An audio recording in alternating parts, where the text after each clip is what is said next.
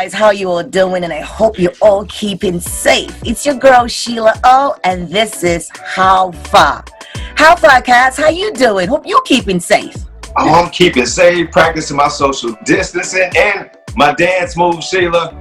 Dance moves? You want to show me something? You want to see something? I want to see something. This dance move of yours. You're going to have to subscribe to my OnlyFans page like everybody else. Okay, yes. Okay. Nobody want to see that. Let's get to some real dancing. What's going on? I can't wait. I'm so psyched. I'm very excited. Our guest today is a well-known choreographer, a worldwide creator, creative director, millennial dance sensation. She specializes in hip-hop and Afro-fusion styles, Kaz. Her one-of-a-kind craft has amazed millions. I say millions on virtual platforms such as YouTube and Fox Empire. She's performed her choreo to thousands at iconic places like the Apollo Theater in New York. That's legendary. The Chosen Few Festival in Chicago in Chi-Town, and on all her dance tours. She has dance tours in Africa, Asia, Europe, North America. I can go on, but yo, Izzy, Queen, Alpha. Hi Sheila. Hi, thank you guys so much for having me again. Such a pleasure. You know, you're family, but first and foremost, babe, I really want to give my condolence to you right now for the loss of KODAK. She has been mourned by the Afro dance community at large, and you played a major role. You all put together a GoFundMe. I mean, it was really touching. How do you feel today, babe? How do you feel? I feel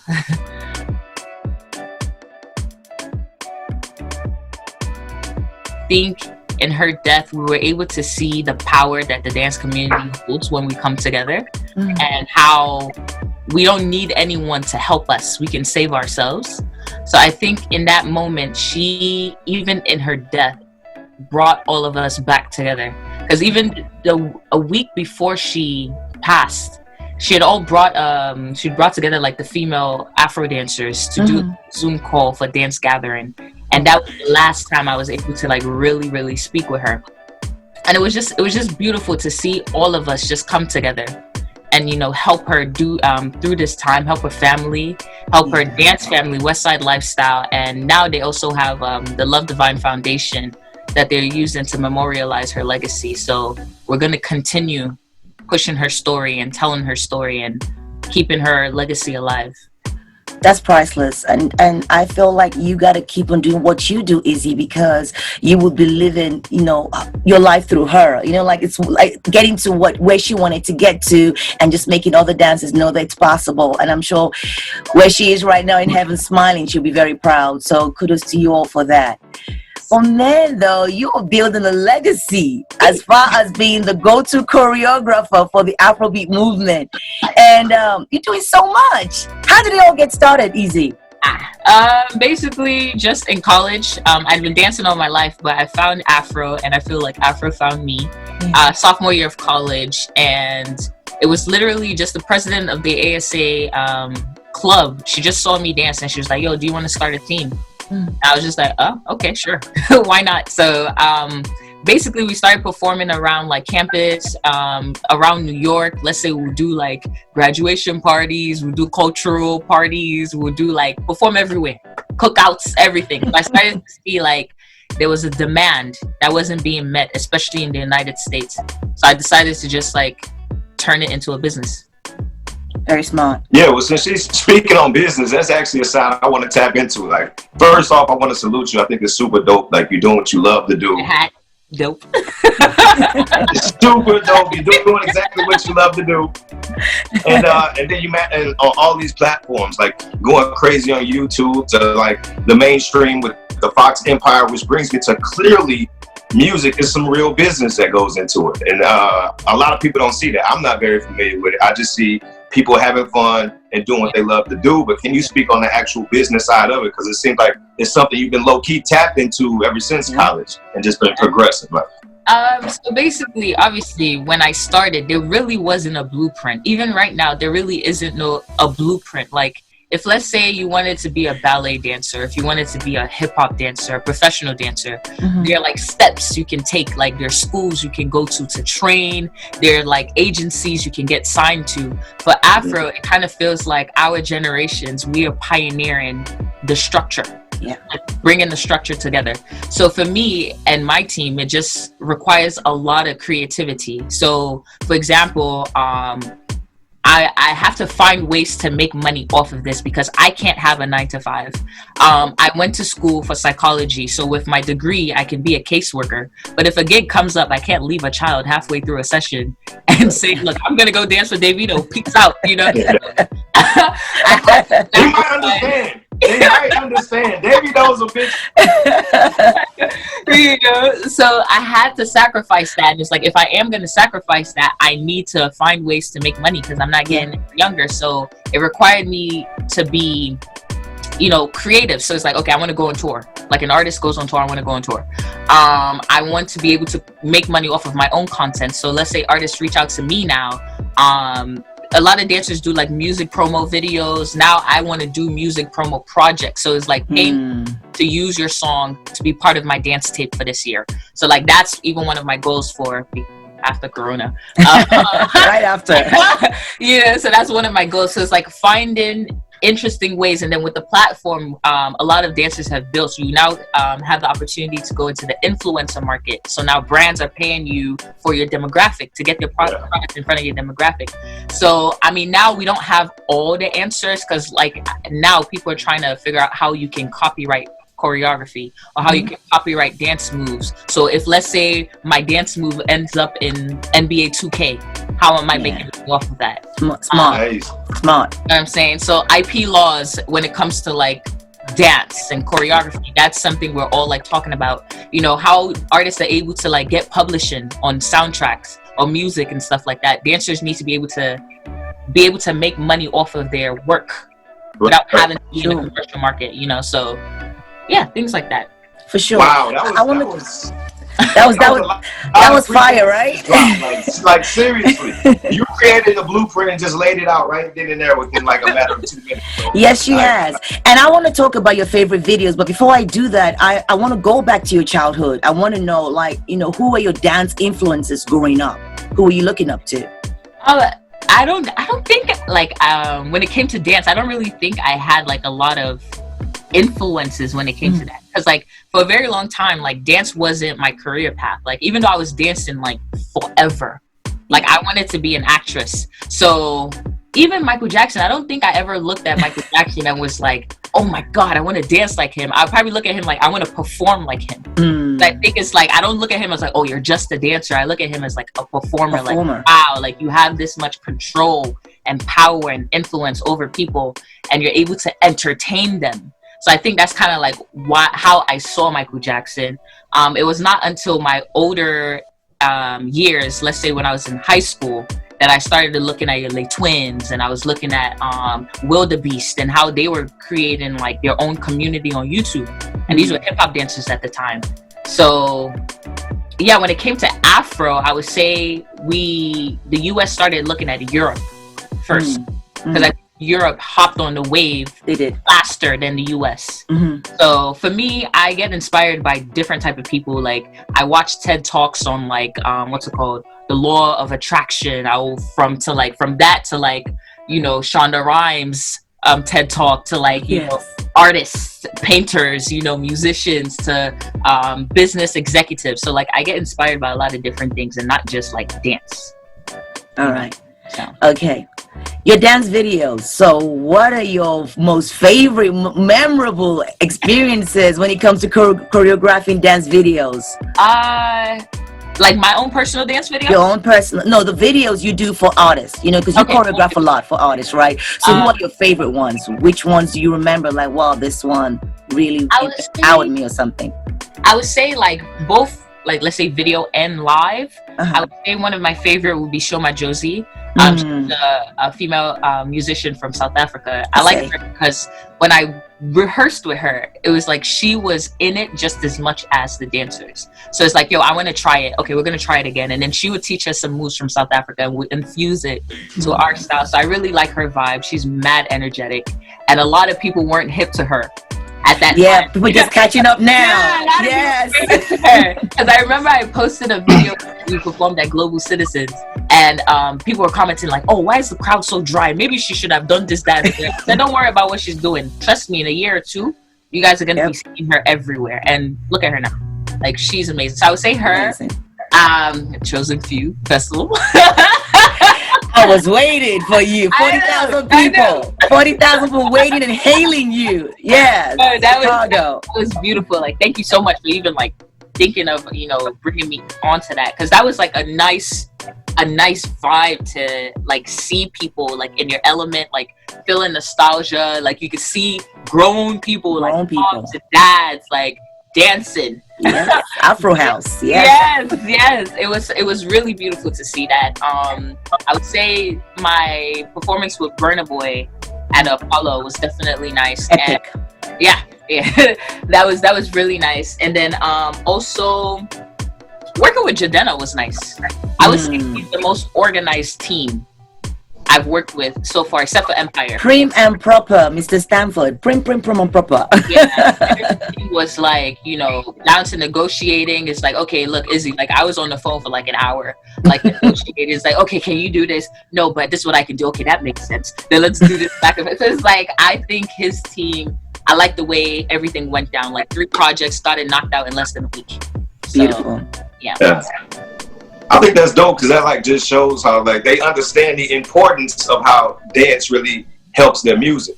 And if you see nowadays, like you know, nowadays dance is like dance has always been incorporated with music, and of course coincides. That's what we listen for. But it's like now it's like a song could be dead in the water, and then it goes viral off of just the dancing and the streams, and like so once it goes viral, then the streams go up. The streams go up, then more money gets involved, and like you see a lot of artists, like you said earlier, people are getting paid like just to dance to the videos, but in a lot of cases, you know what I mean, they just lucking up.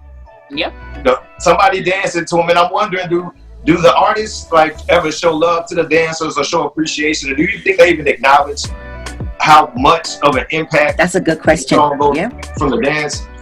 I think to some extent yes, and to some extent no. Okay, for example, let's say like Shiggy put in a Kiki challenge. Yeah. Maybe allegedly he got some money afterwards, right? And then obviously the exposure blew the song as well as blew him to a different like you know, stratosphere. I would say within the Afro scene, there are not really a lot of dancers that are given their props. Like if let's say we go back to like our KODAK, like picture KODAK who passed away. Right. When I went to Nigeria and I turned on the TV, West Side Lifestyle, which is the dance team that she's a part of, and her separately, because they individually do their own thing, but as a group, they're West Side Lifestyle. They're on like 85% of all music videos that you will watch in Nigeria. But when I came and I will go to a Beats 99.9 and I'll be like, do you guys know who West Side Lifestyle is? They're like, who? Really? You know what I'm saying? So it's like, it kind of feels like if an artist doesn't give you a cosign majority of the time as a dancer, you're not relevant. You know what I'm saying? So it's like now, okay, with the artists, yes, they might praise you, like repost you and do all these different things, but a repost doesn't affect my bank account. No. You know no, it doesn't. Preach it. So it's like, yes, when I'm 18, maybe when I have a refund check when I'm in college, yes, $1,000 here, I might not necessarily, I might need the exposure, but it's like as we grow older, it's like I need monetary compensation, you feel me? So I think we just need to get to that point where it's like not even just the artist, down to the event promoters, like when you're hiring dancers, budgeting for that. Budgeting for a choreographer, because a choreographer is different from a dancer. Knowing the difference, you know what I'm saying? So it's like all these different things, like every player in the industry needs to understand how important it is to compensate a dancer, because died on set. Painful. You feel what I'm saying? So it's like And then you now turn around to another dancer. Is it not just dance? You know what I'm saying? Right. Like, Yeah. we Really? can't say these things when it's like dance and music. Oh crap.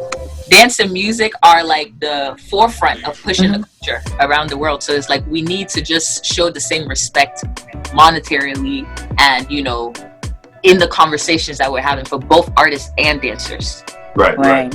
Yeah. Speaking of respect, Izzy, you went viral on video expressing your views. You were like, you know, I always call you the president of the dance community. Honestly, I do. I really do. I tell even the guys in Africa, I'm like, because I mean, I know I shouldn't say this, but I'm going to say it. You're well spoken. I guess if I was not of the same race, it would be racist to say that to you. But yo, I'm your sis. I'm going to tell it to you as it is. I'm black. You're black. So yes, you're well spoken, highly intelligent. You put a lot into your craft. You know, it's not just about just dancing. You tell a story whenever you move. So for me to see you going live, Izzy, going live on social media speaks volumes. So you went on and you spoke about an experience you had with an artist and recognition for dancers, you know, and etc. You were, I mean, I heard you, but I want you to use this platform to actually tell us what went on, because it's important that people know your story and how they can avoid whatever it is that you had to go through, you know, as someone who's in the forefront of choreographing music. Yeah, so last year I was hired to choreograph and also hire dancers through my agency Tribe for Yemi Alade's video Shekere featuring Angelique Kidjo. So in the video that was actually published at the beginning of this year, it was shot, half was shot in New York and half was shot in Kenya. But when I watched the video towards the end, there was a special thanks at the beginning, but then there was credits after. And only the people in Kenya were credited. So for me, I'm like, okay, yes, I can start talking about, oh, why didn't you credit the stylist, the makeup artist, and this, that. But my only job there was to provide the dancers, provide the choreography. That is my only responsibility. So in that moment, when I saw the video, I reached out to Yemi's manager and he's like, oh, you know, we're going to fix it. It's the director's fault. I'm going to fix it right now. But, you know, Yemi is coming on tour later on this year. So in the moment, I'm just like, okay, why are you telling me that? Okay, cool, whatever, cool. Let me give you, go fix it. You know what I'm saying? So hours pass. I see they're still promoting it. No caption has been edited, because on Instagram, you can edit the caption. You can edit in a second. So for me, I'm like, okay, the main platform that I actually want the credit on is YouTube. They're not going to take that video down and, you know, edit it and put it back up. And he was telling me he knows Vivo. He was telling me, yo, I know people at Vivo. We can edit it without actually having to remove the video. And so I was just like, I'm not stupid. First of all, like, I know multiple caps. So it's like, in this moment, I was just like, okay, you're talking to me like stupid. Like, I just woke up this day and started working within the industry. I know how things work. So I hit up Yemi directly and she gives me a different story. Like, oh no, things were omitted for on purpose. We're only giving credit to people who did it for free, which is a lie. I eventually spoke to the choreographers. I'm like, yo, why are you people lying to me? Like, I don't have access to these people. Like, I can't go and talk to these people. So it's like, okay, you're telling me, you're making this seem like, oh, you're trying to guilt trip me. Like, oh, you want payment and credits too. Stop being greedy. And to me, I'm just like, okay, look. To me, I'm like, this makes no sense. Like, it's not being greedy. If this is my intellectual property, like, I'm so confused. The moment you get the credits page, you can't pick or choose who to credit. The next day, the manager calls me and starts shouting at me. He's like, yo, if you want to work in this industry, let me teach you something about communication. I'm going out of the graciousness of my heart to even go and fix this. Do you know if Yemi works with Beyonce, Beyonce can pick and choose who she wants to credit? That's a damn lie.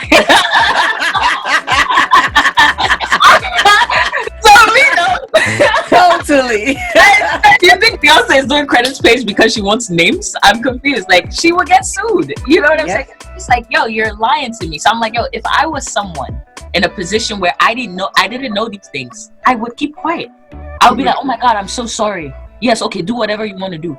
And even on top of that, they now say, oh, just because you don't have credit does not mean you can't promote. No. The audacity. So it's like, this is going over 2 days. So I'm having conversation with like dancers, and it's like, even on the set that day, a dancer I brought there fell on his head doing a backflip on concrete. The director was like, do it again. Fell on his head, had to get ambulance to take him to the hospital. So I'm like, yo, a dancer could have died on that set. And then you now turn around and tell me, because we didn't do it for free, that we're not worth getting credit for something we worked on. So for me, I was just like, okay, in that instance, I have to make this video, one, to take responsibility for my place in it, because I didn't make them sign a contract because of the report that I had, and it was extremely last minute, but I could have still slapped a contract on that. Two, I used my relationship with the dance community to get them to stay longer, because the shoot, everything was going wrong. Everything. When I said everything was going wrong that day, we stayed on that shoot for 12 plus hours. Wow. So for me, it was like, okay, look, I know if any other dancer went online to go talk about the situation, people would be like, oh, you're just complaining. Stop it. Is it no exposure? Is Yemi? Why are you talking? So if it comes from me, knowing people know that me and Yemi's camp have somewhat of a relationship, it will be seen as, okay, let me actually listen to what she says. Yes. And like, gain wisdom. Yeah. And it's like, I also wanted to show that, guys, even at the level that you guys perceive me at, I'm still going through a lot of BS. Yep. You know what I'm saying? So at the end of the day, you should not make anyone, because it's like they're trying to dangle future gigs in front of me. They're trying to guilt trip me into saying I want too much. They're trying to now tell me, like, kind of threaten me in a way, like, if you want to work in this industry, this is how things go. And I'm just like, fam, credit and payment are baseline. Unless we had a discussion where you said, look, I don't want to put credit on this. I don't want to credit. I want to make it seem like I shot this all in Kenya. You talk to me about it, so I know. And we can negotiate a buyout fee. A buyout, yeah. You feel me? So it's like, I'm just like, yo, you people don't understand the type of business. They're doing business like this. So that's why I made the video. It was like, after 3 days, like, I didn't want to move out of anger. I didn't want to, I think people assumed I was making the video because I wanted, like, what's it called? A response for them. We've already been talking behind the scenes. They already knew where I was coming from. I already knew where they were coming from. The bridge was already burnt. So it's like, for me, it's just like, okay, let me just take responsibility, apologize, tell the story for the dancers that are not able to tell it, because people will be like, oh, you're complaining. Who are you? No. You know what I'm saying? And also to teach. So that was kind of like what that video was for. It wasn't to tear her down. I still respect her. I think what she does is extremely beautiful. She's an extremely talented woman. It was just that the way they handled that situation was extremely wrong. Totally hear you, and I appreciate you for sharing this, because the way I look at it is Afrobeat is growing. You know, we're the new it thing right now, so we have to start to correct our mistakes. There's a strong relationship with the artists and the choreographers, because like I play the music, and yes, the music goes on, like we talked about this earlier on, but then when the dance comes, the music tends to go viral. So there has to be that mutual respect, and it's a choreography, it's a dance, it's a service. So 3 million people, 8 million people might see this on YouTube or whatever, and they want to know who is behind it. So money can't buy that, and that gives you future work. So that's one thing that all artists have to learn. It's not acceptable. We all have to do better. We all have to do way better. Way better. Dope. So, and I've done things with you, Izzy, where you've actually discounted, even come for nothing, nothing. But at the same time, you don't take that for granted. You also have to know that, okay, the service was done. So you have to still give kudos, whether you paid or you didn't pay, doesn't matter. Credit is credit. Give it when it's due. Gotta give credit when it's due.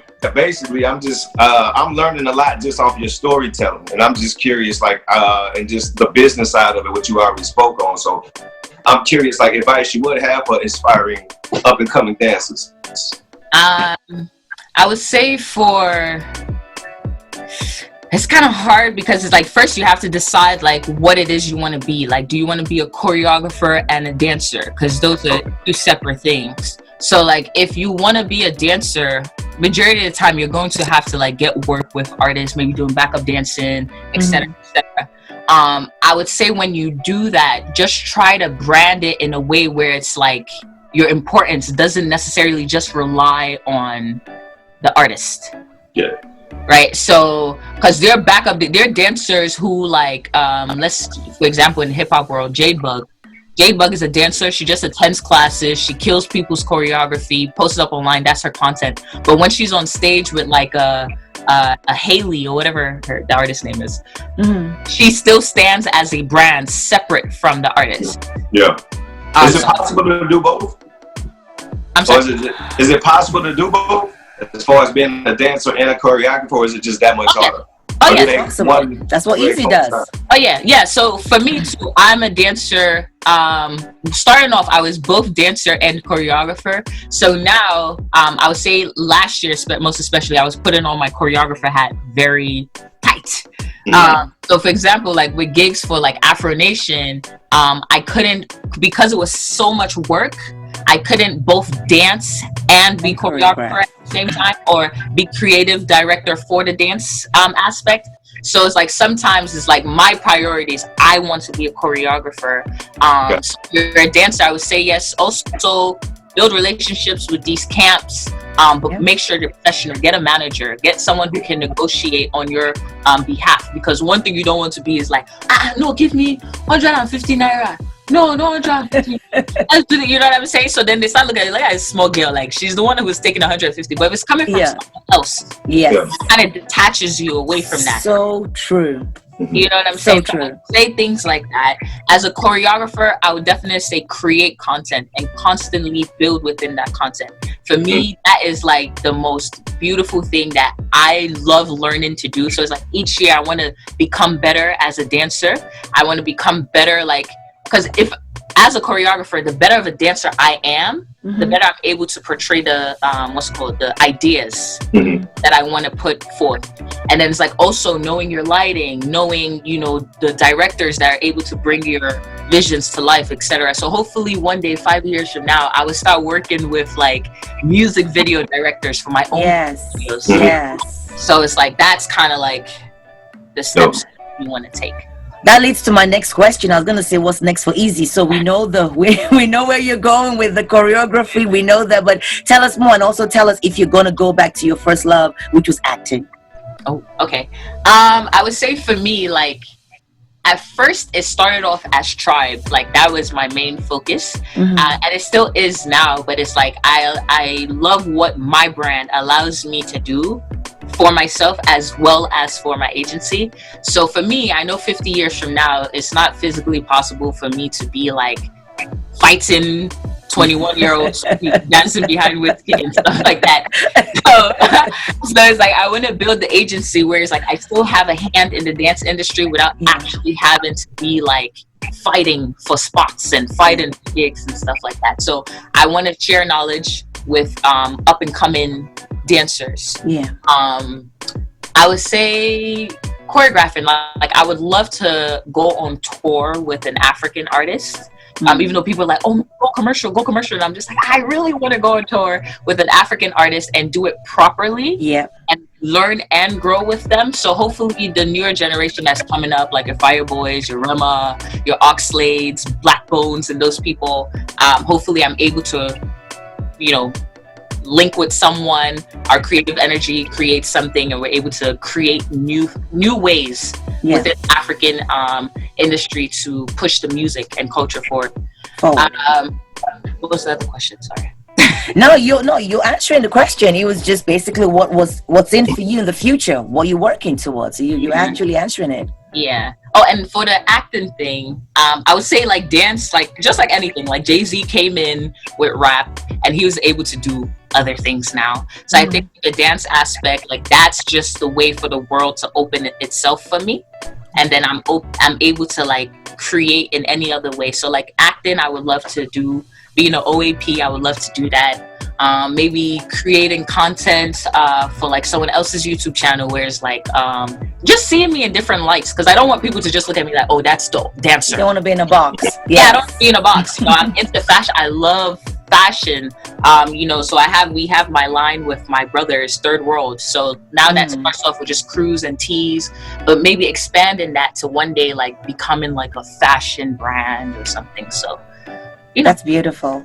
And I'm right behind you. I am right behind you, supporting you. You know we got you. Izzy, thank you so much for coming on How Far. Your family, we respect what you do. Keep pushing the culture. Keep standing strong. You're in your own lane. So keep pushing the culture and pushing choreography for Afrobeats, because that's the lane that you're just domineering. So big ups to you. Much love to you as always, Queen. And we will keep up with you. Yes, thank you for always supporting and having me on whenever. So thank you so much. I really do. Izzy, thank you for having the Afrozons jumper as well. When you did the broom challenge, I was like, cool. Woo, that's family right there. Thank you so much for doing that. We love you at Afrozons for doing that, girl. Until next time, we'll see you all on the next episode of How Far. Thank you so much. Much love and respect. Thank you.